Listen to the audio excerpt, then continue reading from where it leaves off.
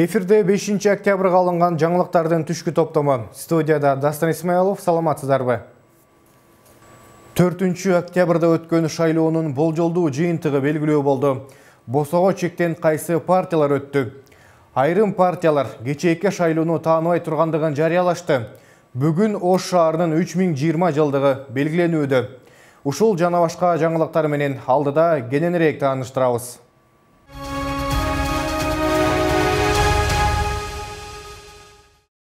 Бүгүн 5 октябрь мугалимдердин эл аралык күнү. Буга байланыштуу президент Сооронбай Жээнбеков өлкөдөгү билим берүү кызматкерлерин кесиптик майрамы менен куттуктады. Урматтуу мугалимдер, кымбаттуу ага-эжелер, сиздерди кесиптик майрамыңыздар Кыргыз Республикасынын билим берүү кызматкерлеринин күнү менен куттуктайм. Биздин коомубузда ар дайым мугалимге карата урматсый, жылуу сезим сакталып келет. Мугалим терең билим берип, дүйнөнү тааныткан устат, келечекке жол көрсөтүп, чоң турмушка аттандырган насаатчы. Азыркы мезгилде агартуучулук кесиптин ролу мугалимдердин коомдогу баркы жогорулоодо. Кыргызстандын мугалимдер корпусу татыктуу келечек муунду тарбиялоо үчүн учурдун сыноолорунан татыктуу өтүп жатат. Коронавирус пандемиясынын шартында дагы окуучуларга билим берүү ишин үзгүлтүккө учуратпай, аны тынымсыз улантууга зарыл болгон өзгөрүүлөрдү кыска убакытта ишке ашырдыңыздар. Мамлекет сиздердин ак ниет эмгегиңиздерди бийик баалайт. Баарыңыздарга ыраазычылык билдирем. Мындан ары дагы билим берүү кызматкерлерин социалдык жактан колдоо, мамлекеттик саясаттын артыкчылыктуу багыты катары сакталат. Сиздерге чың ден соолук, бакты таалай, жаш муундарды окутуп тарбиялап жаткан асыл ишиңиздерге ийгиликтерди каалайм. Белгилей кетсек, өкмөттүн 2014 жылдын 24 октябрындагы токтомуна ылайык 5 октябрь жыл сайын мугалимдердин күнү катары белгиленет.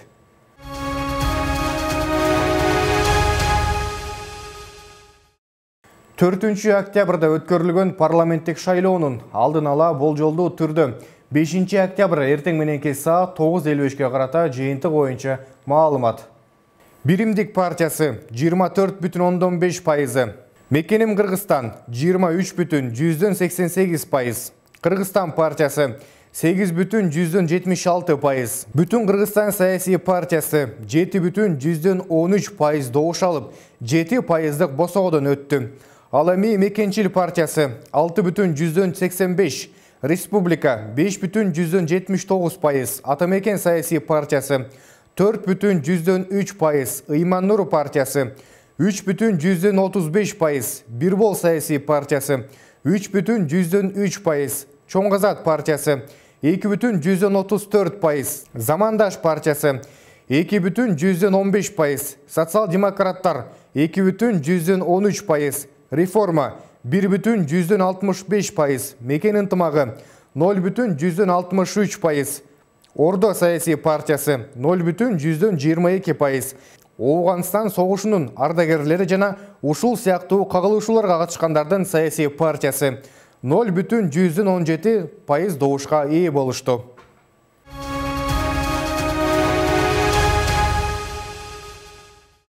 Бүтүн Кыргызстан менен Кыргызстан саясий партиялары мандаттан баш тартса, кайра шайлоо өтөт. Мындай пикирин Борбордук шайлоо комиссиясынын мурдагы төрагасы Акылбек Сариев жергиликтүү маалымат каражаттарынын бирине берген маегинде билдирди. Анын айтымында, эки партиянын эрки жетип, мандат алуудан баш тартса, кайра шайлоо болуунун тынчтык жолу болмок. Бирок мындай жол алар үчүн айтканга оңой болгондой болушу мүмкүн экендигин, башкысы мамлекеттеги туруктуулукту сактап калууну белгилеген.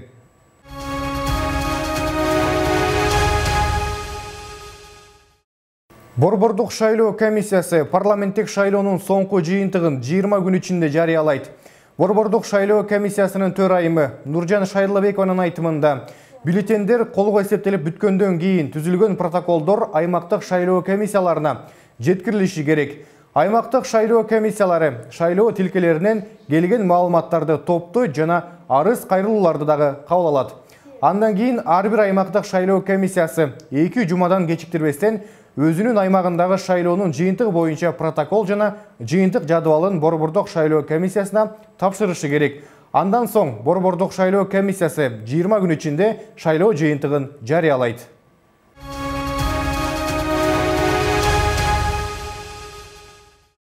4 октябрдагы парламенттик шайлоого катышкан Атамекен жана республика партияларынын талапкерлери дүйшөмбү түнкү саат 1-де орток басма сөз жыйынын өткөрүштү.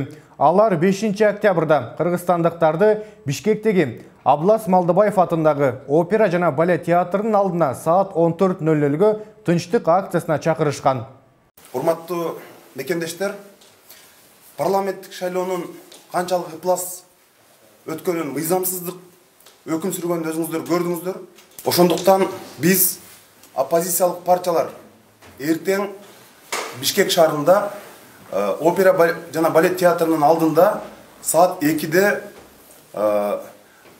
Борбордук шайлоо комиссиясына дегеле бийликтерге өз талабыбыз менен чыгабыз. Азыркы ыплас өткөн олигархиялык топтордун, криминалдык уурулардын парламентке келишине биз жол бербешибиз керек. Ошондуктан ушул шайлоонун жыйынтыгын жокко чыгаруу боюнча эртең биз бүтүндөй кыргызстандыктарды чакырабыз. Опера жана балет театрында саат 2-де көрүшөбүз. Урматтуу кыргызстандыктар, урматтуу шайлоочулар, мен үйдө Жанарбанович айтып кеткендей болуп, өзүңүздөр билесиздер, ар бир өңүрдүн добушуңарды биз коргошубуз керек. Мындай кип, абдан ыплас болгон шайлоолорго биз макул эмеспиз. Биз бардык биздин тарапташтарыбызды ким бул шайлоонун жыйынтыктары менен макул эмес, оппозициялык маанайда же бардык эле жарандарды ошол театр опера балеттин астына саат 2-ге чакырып атабыз. Ошол жерге келип, биздин өзүбүздүн оюбузду Борбордук шайлоо комиссиясына болгон ыплас болгон нерселердин баарын ошол жерден айтып берип, тактап далилдеп беришибиз керек. Урматтуу кыргызстандыктар, биз бандиттик кландык партияларга жогорку кеңешке келишине жана ошол жакта өздөрүнүн тартиптерин орнотконго каршылыгыбызды көрсөтүшүбүз керек. Бүгүн Кыргызстанда ыплас шайлоо өттү. Абдан көп акча каражаттарды, урдалган арам акчаларды эл арасына бүлүк салып жумшагандарды эртең Борбордук шайлоо комиссиясына биз далилдеп беришибиз керек. Ошон үчүн урматтуу кыргызстандыктар, урматтуу бишкектиктер, урматтуу 7 дубандагы биздин бардык шайлоочуларыбыз, ким Бишкекте болсо, ким Чүйдө болсо, барыңыздарды ушул театр опера балеттин астына чакырып, биз баарыбыз ушул маселени Борбордук шайлоо комиссиясына, бийликтин астына коюп беришибиз керек.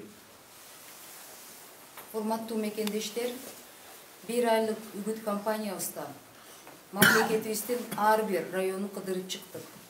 Ошол бизге окшоп эл астына чыкпагандар, эл астына түзмө-түз сүйлөй албагандар бүгүнкү күндө биз шайлоону утуп алдык деп айтып жатышат. Ушунчалык көп мыйзам бузуулар менен, ушунчалык ызы-чуулар менен мамлекеттик кызматта иштегендерди бир райондон бир районго ташып, адамдарыбызды форма 2 менен аркы берки жакка айдап жүргөндөр утуп алдык деп атат да. Бул чыныгы атаандаштык болгон жок.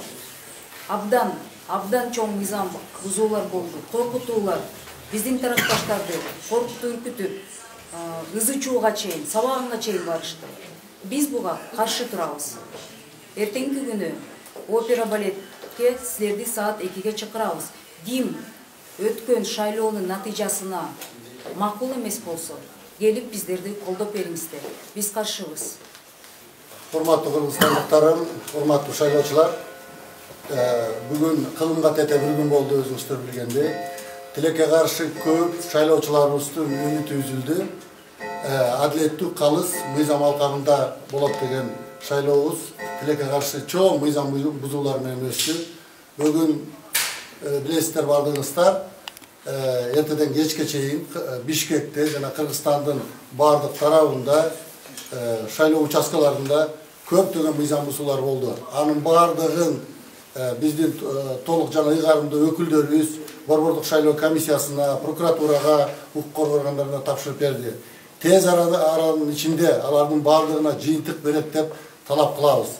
Анан эми бул шайлоого өзүбүздүн ар ким өзүбүздүн оюбузду айтыш үчүн эртең бардыгыңыздарды ошол опера балет театрынын алдыгына чакырабыз, бардык саясий күчтөргө кайрылабыз, шайлоочуларга кайрылабыз, өздөрүнүн үмүтүн жоготкон, үзгөн талапкерлерибизге кайрылабыз. Эртең ошол жерде бардыгыбыз өзүбүздүн оюбузду айтып, бир жыйынтык чыгарып, бул мыйзам бузуулар боюнча болгон ар түрлүү аракеттердин бардыгын токтотушубуз керек.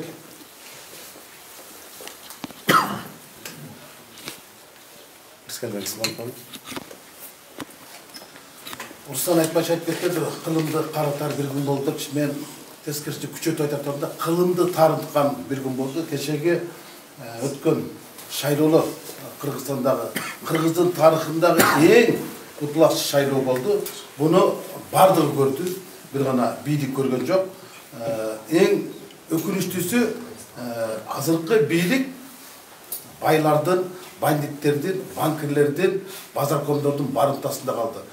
Азыркы бийлик толугу менен ошол уурулардын барымтасында калды, жолготушулардын кол алдында калды. Кечеги шайлоодо маселен добуш салуу болгон жок, добуш сатуу болду.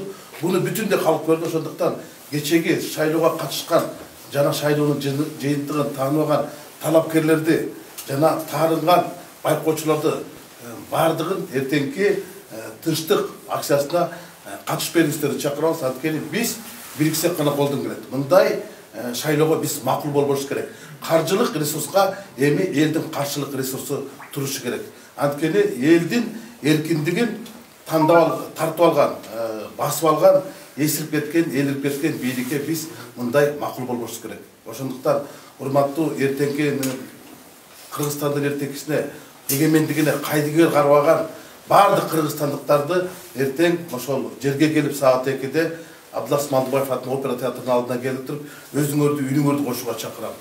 Биз ушинтип бириксек гана бул бийлик менен мыйзамдуу түрдө күрөшө алабыз. Мен дагы өзгөчө жаштарга кайрылгым келет.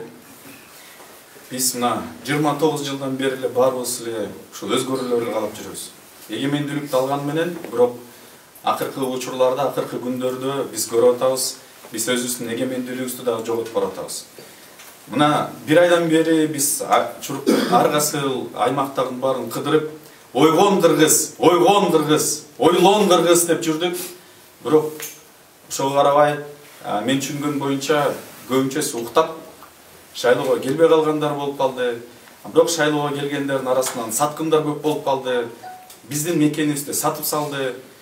Ошондуктан баарыңарды, мүмкүн уктап калгандарды, ошо эртең уктабай, мекенибиз үчүн саат 2-ге келип, өзүңөр канча көп экенсиңерди, өзгөчө жаштар, мен силерге ишенем, келгиле, көрсөтөлчү, канча экенбиз биз, канча көп экенбиз. Миңдеп эртең ар кайсы жактардан, Кыргызстандын ар бир бурчтарынан келип туруп, ушул биз бийликке өзүбүздүн күчүбүздү көрсөтөлү, бийликке өзүбүздүн саныбызды көрсөтөлү, анан ошол бийлик көрсүн да. Учурда митинг өтүп жатат. Ага топтолгон партиянын тарапташтары дагы келип кошулушту. Парламенттик шайлоого катышып, бирок жеңишке жетише албай калган 5 партия биригип жаткандыгын жар салды. Тагыраак айтканда, Мекен ынтымагы, Чоң Казат, Ордо, Ыйман Нуру жана реформа партияларынын лидерлери бир муштумга бириге тургандыгын айтышты.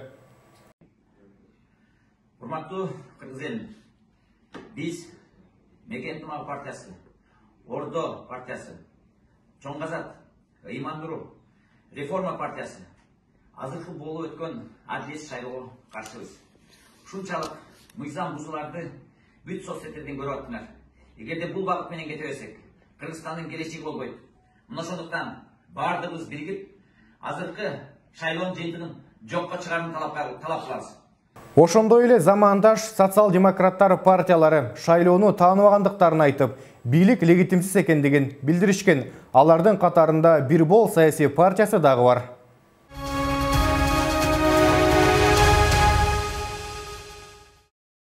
Республикалык штабтын маалыматына ылайык, өлкөдө 5 октябрга карата коронавирус менен катталгандардын жалпы саны 47.635 адамга жетти. Кыргызстанда акыркы bir сутка ичинде COVID-19 илдетинин 207 жаңы учуру катталды. Бишкек шаарында 26 учур, Ош шаарында 4 учур, Ош облусунда 34, Баткен аймагында 75, Жалал-Абад жергесинде 46 учур, Нарын облусунда 1 учур, Таласта 4 учур, Чүй өрөөнүндө 8 учур, ал эми Ысык Көл облусунда 9 учур катталды. Акыркы сутканын ичинде Кыргызстандын аймагында дагы 103 бейтап сакайып чыкты. Өлкө боюнча айыккандардын жалпы саны 43.521 адамга жетти.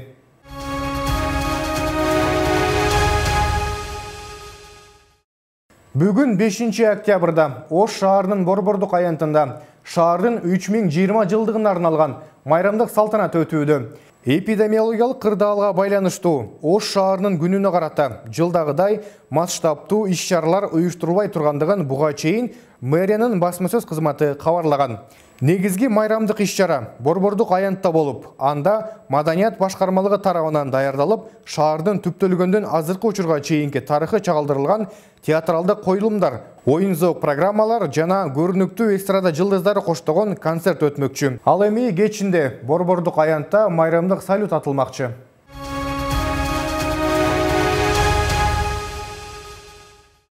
Кыргызстандык футболчу, Алматынын Кайрат футбол клубунун чабуулчусу Гүлжигит Алыкулов Казакстан премьер-лигасындагы алгачкы голун киргизди. Кайрат командасы Астана клубун кабыл алып, 3-0 эсебинде утуп алды. Биринчи голду 24-мүнөттө кыргызстандык футболчу Гүлжигит Алыкулов киргизген. Беттештин экинчи бөлүгүндө Айбол Абикен экинчи голду киргизген. Андан кийин Алыкуловдун тепкен тобу атаандаштын коргоочусунун бутуна тийип, автогол кирген эле. Белгилей кетсе, Гүлжигит Алыкулов Кыргызстандын улуттук курамасынын жарым коргоочусу болуп саналат. Ушул жана башка жаңылыктар менен 2020 KG сайтынан жана ошондой эле биздин социалдык тармактардагы баракчалардан тааныша аласыздар. Кийинки эфир аркылуу амандашканча сак саламатта туруңуздар.